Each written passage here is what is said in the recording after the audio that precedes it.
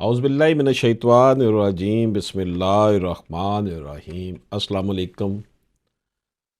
नाज़रीन, आप पाकिस्तान में हों, पाकिस्तान से बाहर हों, अगर आप कोई कानूनी मशवरा लेना चाहते हैं, कोई आपने केस तैयार करवाना है, किसी केस का जवाब तैयार करवाना है, किसी केस के आर्गूमेंट्स तैयार करवाने हैं, कोई लीगल नोटिस तैयार कराना है, कोई लीगल डीड तैयार करवानी है, किसी किस्म का कोई डीड तैयार करानी है, कोई मशवरा चाहते हैं तो आप हमसे रब्ता कर सकते हैं, हमारी सर्विसेज ले सकते हैं। इसके लिए आपको व्हाट्सएप नंबर नज़र आ रहा होगा स्क्रीन पर 0300 426 2278। इस पर आपने हमें वॉइस मैसेज करना है, आपका हमसे रब्ता हो जाएगा। नाज़रीन इकराम, हमारे सामने जो इस वक्त लेटेस्ट जजमेंट है वो हम बयान करते हैं। लाहौर हाई कोर्ट की जजमेंट है, इरफान अरशद वर्सेस मुसम्मात ज़ैनब नूर वगैरह।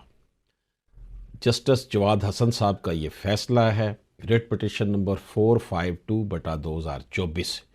इसे नरेट किया गया लाहौर हाई कोर्ट की वेबसाइट पर 2024 LHC 5971। इसमें जो चीज़ें डिस्कस की गई हैं उसमें माइनर की कस्टडी के हवाले से ये केस है। तो आइए देखते हैं हम इसको।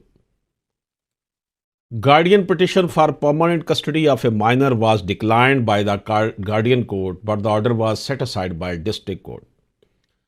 गार्डियन पिटिशन जो थी परमानेंट कस्टडी की, वो गार्डियन कोर्ट ने तो डिक्लाइन कर दी, लेकिन डिस्ट्रिक्ट कोर्ट ने उस ऑर्डर को फिर सेट असाइड कर दिया। The judgment of district court was assailed before honourable court High Court through constitutional petition under Article 199 of the Constitution of Islamic Republic of Pakistan 1973। उस district court के फैसले के खिलाफ अब हुई है writ petition Lahore high court में। गोया के ये कस्टडी का मामला है।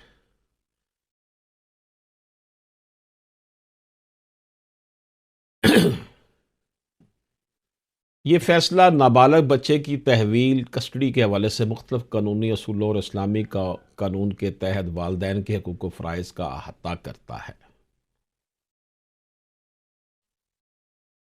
इसमें ये चीज़ें डिस्कस हुई हैं और इसमें जो चीज़ हम पढ़ रहे हैं वो ये है कि जनाब, what factors are to be taken into consideration by court while determining question of custody of minor।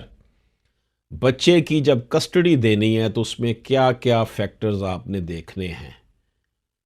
उसमें वेलफेयर बच्चे की देखनी है जी, और मुस्लिम पर्सनल लॉ के मुताबिक भी देखना है जो बच्चे की कस्टडी जब देनी है। तो नाज़रीन इकराम, नाबालग बच्चे के मामले में अदालत के लिए रहनुमा असूल क्या है। अदालत ने अपने फैसले में वाज़ेह किया कि नाबालग की तहवील के सवाल पर फैसला करते वक्त अदालत का बुनियादी मकसद बच्चे की फलाह बहबूद को मद्देनज़र रखना है। यानी कि जब कस्टडी का मामला आएगा तो क्या देखना है, बच्चे की फलाह बहबूद देखनी है। यह सिर्फ किसी एक फरीक को तहवील देने का मसला नहीं है, बल्कि इसमें बच्चे की ज़िंदगी के हर पहलू का जायज़ा लेना ज़रूरी है। अब फलाह बहबूद की डेफिनेशन अदालत ने क्या की है। अदालत ने फलाह बहबूद को वसी तनाज़र में बयान किया है। यह सिर्फ बच्चे की माली मामलात या ज़रूरियात तक महदूद नहीं, बल्कि दर्ज झेल मज़ीद पहलू भी इसमें हैं।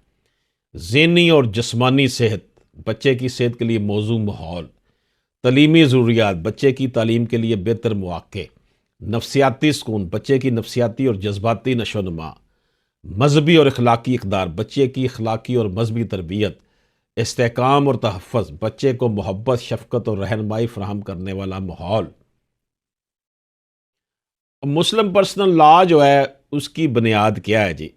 इस्लामी कानून के मुताबिक नाबालग बेटे की तहवील 7 साल की उम्र तक और माँ के पास रहती है। नाबालग बेटी की तहवील बलोगत तक माँ के पास रहती है।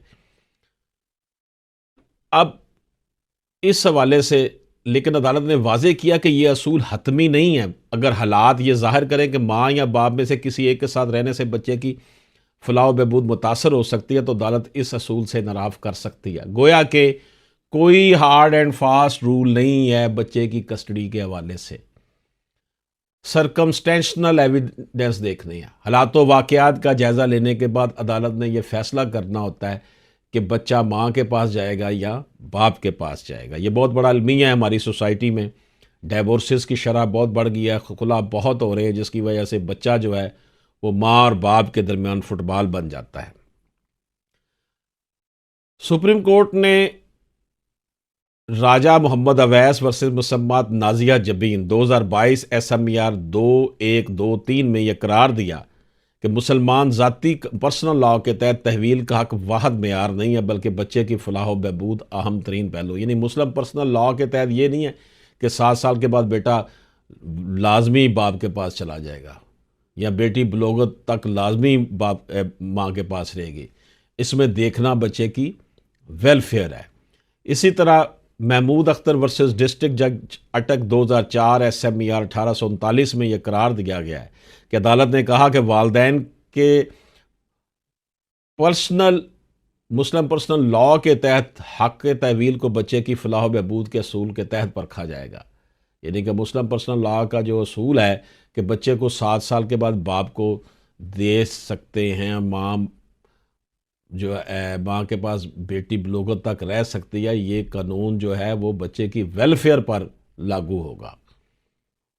इसी तरह फरदौस इकबाल वर्सेस शफात अली 2000 SMER 838 में कहा गया, अदालत ने करार दिया कि माँ या बाप के पास तहवील का हक मुस्लिम पर्सनल लॉ के तहत होने के बावजूद बच्चे की फलाह बहबूद ही असल फैसला कुन अनासर है।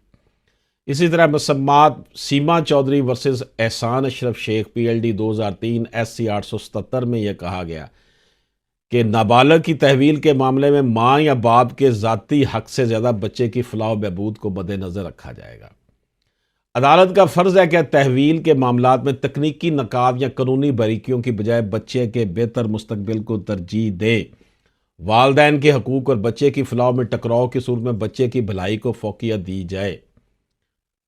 बच्चे की तहवील के मुकदमात में फलाह बहबूद सबसे अहम पहलू है। मुस्लिम पर्सनल लॉ के तहत तहवील का हक अहम है लेकिन यह हतमी नहीं है। सुप्रीम कोर्ट ने कई फैसलों में वाज़े किया कि माँ या बाप की बजाय बच्चे की बेहतरी, नशोनुमा और मुस्तकिल को फ़ौक़ियत देनी होगी। अदालत को तमाम पहलुओं जैसे तालीम, सेहत, जज्बाती तहफ़्फ़ुज़ और अखलाकी तरबियत को मद्देनज़र रख कर फैसला करना चाहिए। ये नाज़रीन कराम जजमेंट है बच्चों की कस्टडी के हवाले से कि जनाब बच्चा माँ के पास जाएगा या बाप के पास जाएगा। इजाज़त दीजिए, अल्लाह हाफ़िज़।